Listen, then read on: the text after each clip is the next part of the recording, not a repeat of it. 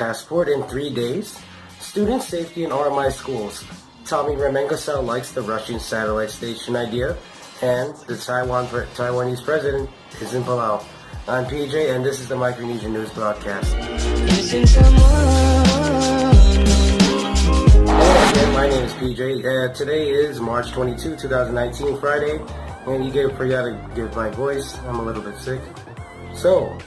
And we just want to say, we want to give a big shout out to Ivan Welbeck-Kremen and his company, SBS Wise. If you're familiar with what his company does, especially around the Honolulu area, then you would know the fast service he provides. SBS Wise has multiple testimonies from people, Micronesians specifically, regarding their passports. I mean, they send it out and get their new passport just 3 to 5 business days later. It has been noted that the FSM consulate every week gets 20 to 30 passports for renewals or new passport applications, and SBS Wise fills in the gap to help people get their passports quickly. Like I said, 3 to 5 business days later. None of that 2 week, 1 month nonsense. When you're abroad, your passport is the most important document you have. For more information, check out SBS Wise on Facebook or their very own website at SBS Wise. They are professional procurement services that cater specially to FPS citizens, and they especially specialize in expedited shipping options for FPS citizens' passports and documents. And this story comes to us from the Marshall Islands, and the source is the Marshall Islands Journal. Recently in the Marshalls at North Delap Elementary School, an assault occurred against a 7-year-old, a first grader. It was actually just a bunch of kids horsing around. It wasn't like adult violence against a little kid.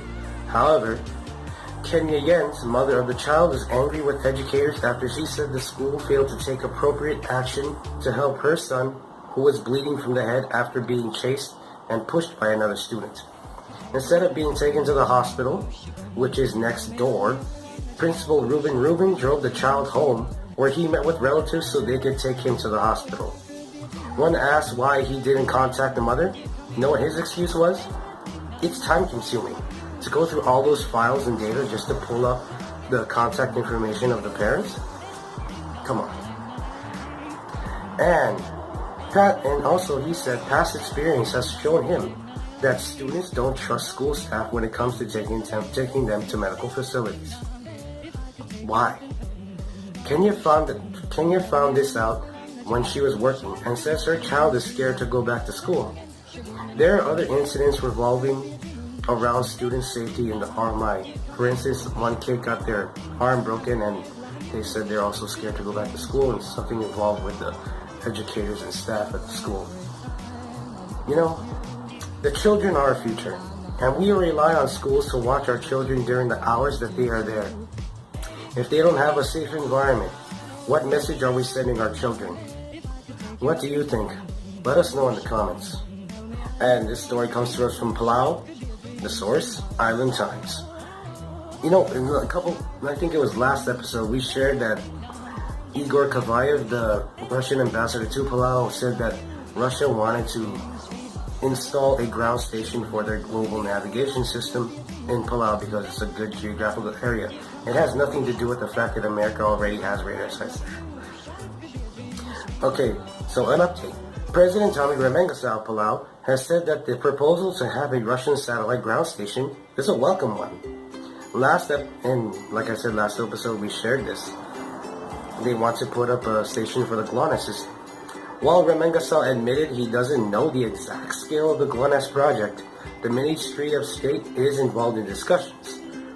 It has been said by Igor Kavayev, the ambassador, it will be beneficial to both countries because it has air and maritime capacities. Also, just to let you know, the Americans are already doing the same thing. They're already building it. Whatever happens, we hope Palau chooses the option that benefits Palau first. While we're still in Palau, also from the Island Times, last night, President Tsai of Taiwan and her delegation touched down in Palau and were welcomed by the President, the First Lady, some government officials, and the traditional body of Palau, some traditional leaders of Palau. President Tsai, along with her entourage, went to meet the Palau Senate and it was noted that a few senators weren't present. Most notably, Senate President Hokans Balas and Speaker Sabino Anastasio, both of whom were very vocal and not shy of their support for China, People's Republic of China, mainland China. Also absent were a few opposition members that support PRC, and a few members who are away on business trips representing their country. President Tsai is set to leave Palau tomorrow and continue on to the RMI and Nauru in an effort to bolster its ties with its Pacific allies. It has not been stated whether or not Taiwan has any plans for the Pacific since its number of allies dwindles further and further. It has also been noted that President Tsai will be stopping over in Hawaii after this visit. What do you guys think? Let us know in the comments.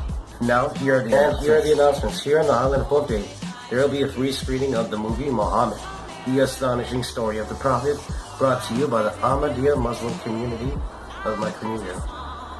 It'll be tomorrow at Pohnpei Cinemas. Entry time will be 12:50 and it'll go on until 3:45 p.m. It'll be free entry and refreshments will follow afterwards.